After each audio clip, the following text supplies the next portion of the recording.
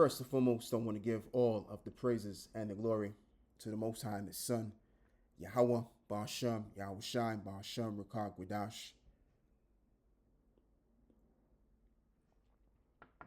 And double honors to the elder apostles of the great millstone and the elder bishops on down. And Yahweh Ba'ashem, Yahweh Shai, Brakatham, to the elect, whom this gospel is for, and who is forwarding this ministry. As you brothers are, salute to all of you brothers that are forwarding this ministry too. And it's your brother Laban. And what I want to do is I want to read about this bill, which was secretly introduced by the Senate, which is it's actually been passed, which is House Resolution 5300 by the Senate. And it goes into how, as the article says, bill introduced to strip U.S. passports from Americans who criticize Israel, because they want you to go along with what they're doing. And this just goes to further show who is really indeed the power behind the so-called United States of America. And I'm going to go into that as well, why I say so-called United States of America, because you have this representative, Marjorie, something along those lines. I forgot her last name, but she was basically saying that red states should be separated from blue states. So I'm going to get into that, Lord willing, sometime later. But we're going to get into this, though, as this reads over here, right? On the 11th of September 2025, a date already etched into the American memory, Representative Brian Mass quietly introduced a bill that could strip passports from U.S. citizens for criticizing Israel, and it's called the Department of State Policy Provision Act House Resolution 5300, and buried within its text is a paragraph that should terrify anyone who believes in free speech. The bill gives the Secretary of State sweeping authority to revoke U.S. passports if an individual is deemed to have provided material support to a foreign organization on paper. That might sound reasonable, but here's the catch. What counts as support is left deliberately vague. Critics warn that under such broad language, dissent itself could be criminalized. Protesting against Israel's military actions, sharing articles that expose human rights abuses in Gaza, donating an aid group the U.S. doesn't approve of. All of that could be rebranded as T support. And with the stroke of a pen, your passport could be revoked. No trial, no appeal, no due process. This isn't about T-ism, it's about control. The ruling class is building a legal scaffolding to silence Americans who dared to oppose U.S. foreign policy or challenge the special relationship with Israel. And it has nothing to do with that. It has absolutely to do with what I just read about how it's about control, because what they want to do with the American people is they want to force them against their will to go along with what Israel is doing. Because if you don't say anything or criticize this particular state, then you're complicit in it. And that's what they want. They want Americans to be complicit in what they're doing. All right. Just like I've mentioned before, the reason why Americans ended up in Baghdad and Iraq, places like that, because it was really to do with the state of Israel that wanted that. And so they got what they wanted. And this guy, I forgot his name, but he was being interviewed, and he exposed that he was speaking to this man, which, this guy that was being interviewed, he's an insider, and he spoke with another insider that told him that, look, the deal is to go into places like Iraq, Baghdad, and then the final place is Iran. Right after 9/11, about 10 days after 9/11, I went through the Pentagon and I saw Secretary Rumsfeld and Deputy Secretary Wolfowitz. I went downstairs just to say hello to some of the people on the joint staff who had used to work for me, and one of the generals called me in. He said, "Sir, you got to come in and talk to me a second." I said, "Well, you're too busy." He said, No. He says, "We've made the decision. We're going to war with Iraq." This was on or about the 20th of September. I said, "We're going to war with Iraq? Why?" He said, I don't know. He said, I guess they don't know what else to do. So I said, well, did they find some information connecting Saddam to Al-Qaeda? He said, no. He says, there's nothing new that way. They've just made the decision to go to war with Iraq. He said, I guess it's like we don't know what to do about terrorists, but we've got a good military and we can take down governments. And he said, I guess if the only tool you have is a hammer, every problem has to look like a nail. So I came back to see him a few weeks later, and by that time we were bombing in Afghanistan. I said, are we still going to war with Iraq? And he said, oh, it's worse than that.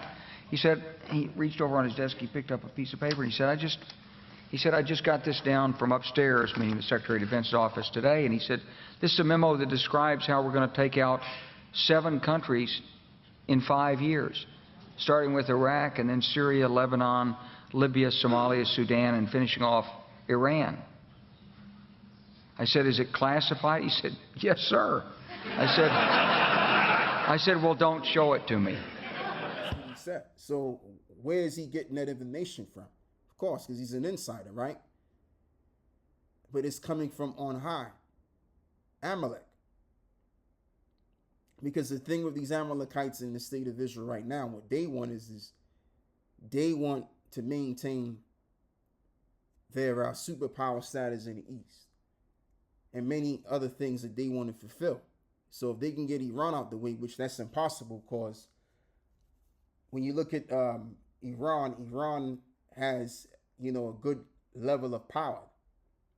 And I'm talking about nuclear power that they got. They got weapons of mass destruction in a great deal, in a great sense. And then they got the backing of Russia behind them. So you can't just push away Iran out of the picture like that. But that's their agenda. All right? But this devil, what he's doing is he's showing his hand because he's losing control. And that's what it's all about. It's about control. And see, when a tyrannical king loses it, he literally loses his mind, and he'll result to being base. Because, every Edomite that has begun to rule as they are, they're the wicked that the Bible speaks about. So they're going to result to being tyrannical. It's just in their nature. They can't help it. So what I want to do is I want to read Revelations 13 and 15. And he had power to give life unto the image of the beast, that the image of the beast should both speak and cause that as many as would not worship the image of the beast should be killed. So yeah, just imagine you having a chip implanted in you by then. If you take a stand against your government any kind of form of way, or you dare to criticize Israel, they could just turn your chip off. And that's what Aaron Russo was explaining during that interview that he was given, or that was given him by Alex Jones at the time. Back in, I think, what is it? We talking, 20 years ago since that interview was aired out? And I highly believe, they clocked him. They took him out because he exposed how the Rockefellers, which is nothing to that of equivalent of the Rothschilds, the American Rothschilds, should I say, that the whole agenda is to trip everybody. Okay, and that's why they keep forwarding this digital ID stuff on us, because that's the gate. That's basically paving the way to graduate us to the mark of the beast system on a global scale. Everybody's going to end up being tripped. All right. And that's how they can really regain back control, because they're losing it right now. And so when we're talking about forcing the will, or forcing people against their will, should I say, that's what they did during the time of the Maccabees, man. When you had the Israelites, they were rebelling against the command of the king, which was Antiochus Epiphanes at the time, because he wanted the Israelites to withdraw from the customs, which was to keeping the commandments and the statutes that their forefathers have kept. So they wanted them to renounce that. And if they found anyone that was keeping the commandments or circumcising their children, they were penaltied with torture. All right. And I'm going to just read a little bit on this. beginning with verse 57. This is First Maccabees 1:57, Salakia.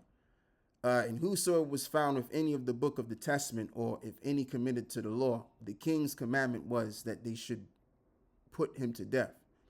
So thus did they by their authority unto the Israelites, every month to as many as were found in the cities. Now the 5 and the 20th day of the month did they sacrifice upon the altar of the Most High, at which time, according to the commandment, they put to death certain women that had caused their children to be circumcised. And they hanged the infant about their necks, and rifled their houses, and slew them that had circumcised them. Howbeit many in Israel were fully resolved and confirmed in themselves not to eat any unclean thing, wherefore the rather to die, that they might not be defiled with meats, and that they might not profane the holy covenant. So then they died, right? So going back to Revelations 13, what I forgot to mention is that the time is going to come. If you don't acknowledge the beast system by receiving their mark, then they can actually put you to death. And that's in the book of Revelation, the 20th chapter. And this was something that was being spoken of about, what we talking, almost 30 years ago in Georgia, in the state of Georgia. All right. They actually spoke about the guillotines and all of that, which I think they spoke about it from 1995 to 1996. So pretty much in a nutshell, these devils have a sinister plan, and it goes right along with Bible prophecy. Okay. Everything's playing into the point of the Lord's counsel. And it's a beautiful thing, because Esau thinks that they're doing their own thing, and they have their own ideas and thoughts and their final agendas. But guess what? There's only one agenda, and that is the agendas which are above mankind, which is of the Most High. That's why we call him the Most High, because he's higher than everything which he created. This is Job 30 and verse 1, but the point is in verse 8. But now they that are younger than I have me in derision, whose fathers I would have disdained to have set with the dogs of my flocks. And yea, whereto might the strength of their hands profit me, in whom old age was perished. For want and famine they were solitary, fleeing into the wilderness in former times desolate and waste, who cut up mallows by the bushes and juniper roots for their meat. And they were driven forth from among men, and they cried after them as after a thief, to dwell in the cliffs of the valley, in the caves of the earth, and in the rocks. Among the bushes they brayed, and under the nettles they were gathered together. Like, for example, Esau will have you believe that there was an age such as the Stone Age, and then you had the Neolithic stage, which is the term Neolithic means new stone, which the term which is a compound word, which is also reminiscent of the word lithium, which is also the same thing, which is used as a battery. All right. So there were no such thing as that. That's all bullshit.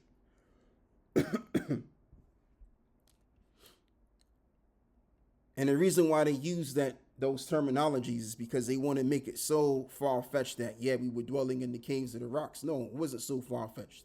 It wasn't so far back ago as they're making it out to be, because the earth ain't even that old any doggone way. All right. So we're talking about maybe 3,500, 4,000 years ago, or maybe 4,000 years ago from the time of Job. Because Job, as most scholars would say, Job must have been around since Abraham, because during the time of Abraham, your wealth was measured based on how much cattle you had and stuff like that. So that's what most scholars are pointing to, is that he must have been in the same time as Abraham. Yes, so now let's get back into this. Job 30 and verse 8, and they were children of fools, yea, children of base men, and they were viler than the earth. And that's why every time an Edomite gets into the position of power, they resort to tyranny, because they are base. Even though they're not as base as he explained them to be, because they were in an animalistic state, moving around and acting as though they were like primates or something. All right, making all of these strange noise.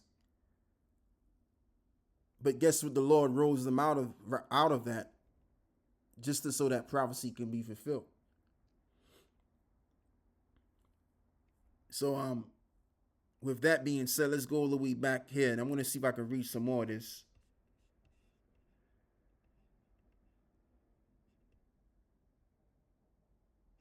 Yeah, so if you think this ends with passports, think again. Once the precedent is set, what's to stop them from freezing bank accounts, revoking driver's license, or denying medical care or political dissidents? We are watching in real time the weaponization of anti-T laws against the American people. First, they'll tell you it's about extremists overseas. Then it will be about anyone who doesn't fall in line. And the message is clear: criticize Israel and you risk losing your freedoms and becoming a stateless. And what I forgot to mention as well, yeah, they could do away with freedom of speech because they want people to be behind them like they were back in the early 2000s and even in the 1990s to include. All right? Because America is nothing more than Israel's bitch. That's how they want to keep it, man. But the problem is you got too many Americans that are waking out of their stupor, and they're forced to basically look at reality for what it is. That these people are causing a whole lot of confusion, man. So that's all I got to say. With that, I want to close and say shalom.